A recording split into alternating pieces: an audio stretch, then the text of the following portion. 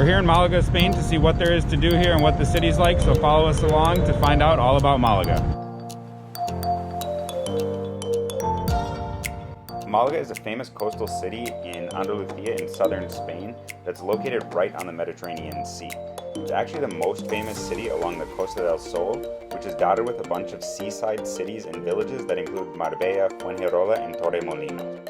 The only reason we actually ended up in Malaga was because COVID changed a bunch of our original travel plans, and we wanted to go somewhere warm in Spain, and Malaga was the perfect option to allow us to do a bunch of outdoor activities. And while Malaga is very famous for its beach, and that's where most people want to head when visiting the city, it was a little too cold for us to head there, but we did go check it out, even though it was winter. La Malagueta Beach is right in Malaga and is the most famous beach near the center and stretches for almost a mile, and it has tons of sand and space to relax. No matter what time of year you visit Malaga, you should go check out Malagueta, as it's a great place to soak up the sun, and there's a pedestrian path that's just full of walkers, runners, and lively with people. There's also great terraces where you can sit out and have a drink. It's just definitely something you should visit any time of year that you're in Malaga. While most people come to Malaga specifically for the beach and just stay there, there are plenty of other things to do to have a great cultural experience in the city.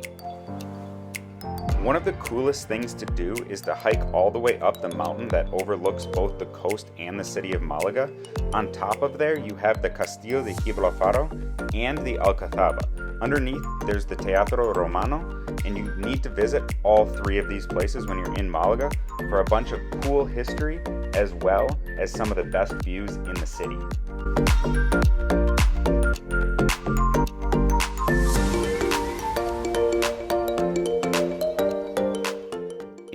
Even better views of Malaga, including the coast and the city, pay the money to enter the Castillo de Gibralfaro for some of the best views of Malaga.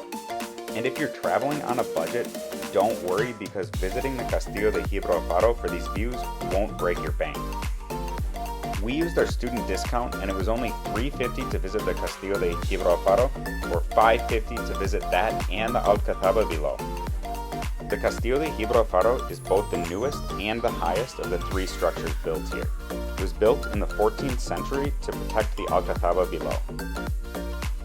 While the views from the Castillo de Gibralfaro were simply incredible, our favorite part was actually just being able to take our time, walk around all the towering walls, and look out at the beautiful city of Malaga. Being able to explore all these historic monuments like this is one of our favorite things about traveling in Spain.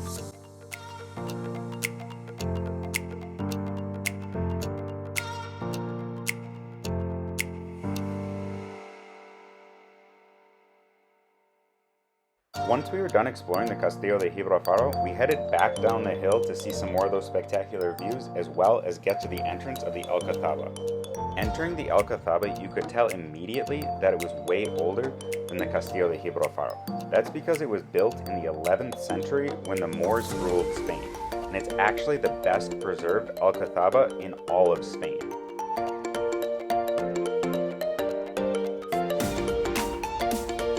One really interesting fact about the Alcazaba in Malaga, and something you might notice right away and wonder why it's there, is that there are Roman columns included in the architecture.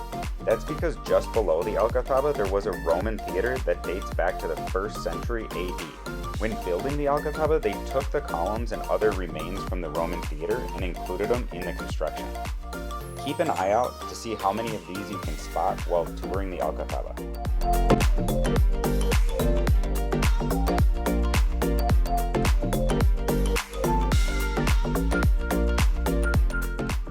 While the Alcazaba has good views, it doesn't quite compare to the views you just saw in the Castillo de Gibralfaro above.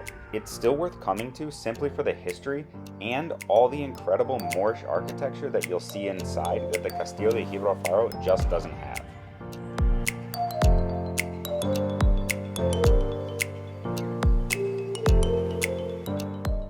Now you might think that the Castillo de Gibralfaro and the Alcazaba are old, however right below this is the Teatro Romano, or the Roman theater.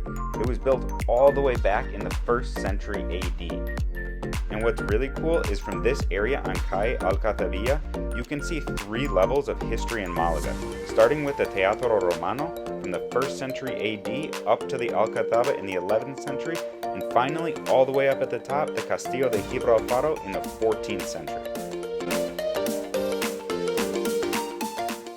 Now if you're anything like us, you're probably hungry.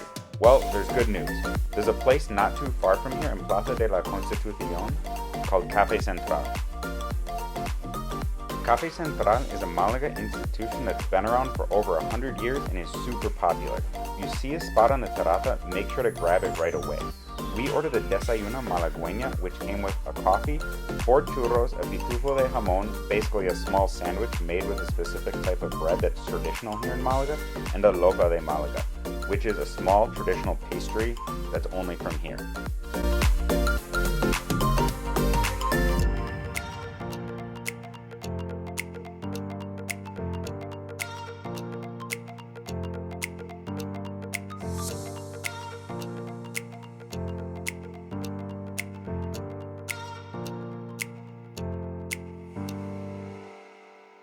One of the most fascinating aspects of Malaga was that the streets were almost entirely constructed of marble. Not only is it beautiful, but apparently it also serves a purpose. During Spain's Holy Week, which is called Semana Santa, they have processions throughout the week with huge religious floats and tons of candles. People line the streets and celebrate as all these religious figures and floats go through the streets. During the processions, the candle wax actually drips all over the city, and apparently the marble streets makes it really easy to scrape it up. It was also incredible to see all the religious organizations throughout Malaga that have their own buildings with these huge, massive doors so that their religious floats can enter and exit them easily. This was really remarkable to see, as we had always heard Semana Santa is truly bigger in Andalusia in the south of Spain. However, once you're here, you can actually see it's really part of the culture, as it even affects all the architecture in the city. It's definitely something we'll have to do at some point when living here, is come back to Andalusia for Semana Santa. One of the best things we did in Malaga was go on a sunset boat ride. Becca found this through Get Your Guide and it was only €12. We'll drop that link in the description below so you can book that next time you're in Malaga.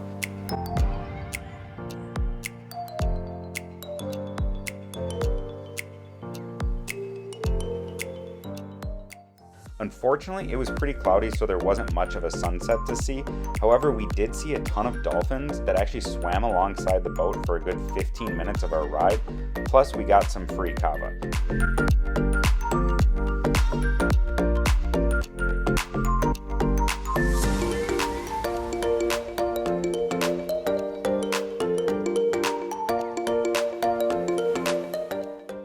In finding other things to do around Malaga, Becca also discovered the Cueva de Tesoro in nearby Roncón de la Victoria. It's about a 40-minute bus ride or 20-minute taxi or Uber from the center of Malaga and is one of the only submarine caves in the world. The cave was magnificent and the tour was very informative. However, don't worry about it being too challenging of a trek down into the cave.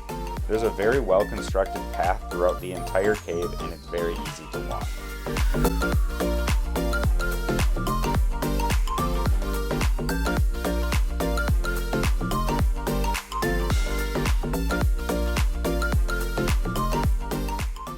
After visiting the cave, we headed down to the beach and walked along the coast of what was this small town outside of Malaga. Seeing the small town beachside life was definitely a highlight of our time here, especially when the fishermen would come in with their fresh catches and start to sell them and cook the fish right there on the beach. Finally, if you're looking for an authentic local place for dinner, head to Las Merchanas. It's hidden just off a main street, so not many tourists find it. It's cheap and has incredible montaditos, or little sandwiches, and calamares. When you're here, you'll really be able to see how important Semana Santa is to the culture in Malaga. However, we're going to make you come here for yourself to see why. If you're looking to end your night with a drink, head to nearby La Tranca. It's a great, cheap local spot that's filled with flamenco music. Grab a vermouth and enjoy the atmosphere. We have to give a huge shout out to fellow YouTuber Adventure Elliot for showing us these awesome local spots.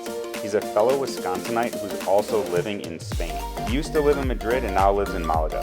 We'll drop a link to his channel below. Go subscribe to it if you want to see more videos about his life in Spain.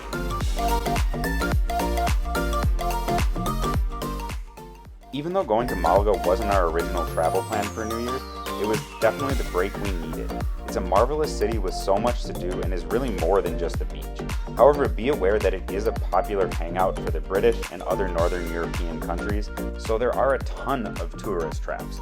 If you can avoid these, love fantastic weather, mountains, and the beach, Malaga is a wonderful escape in southern Spain.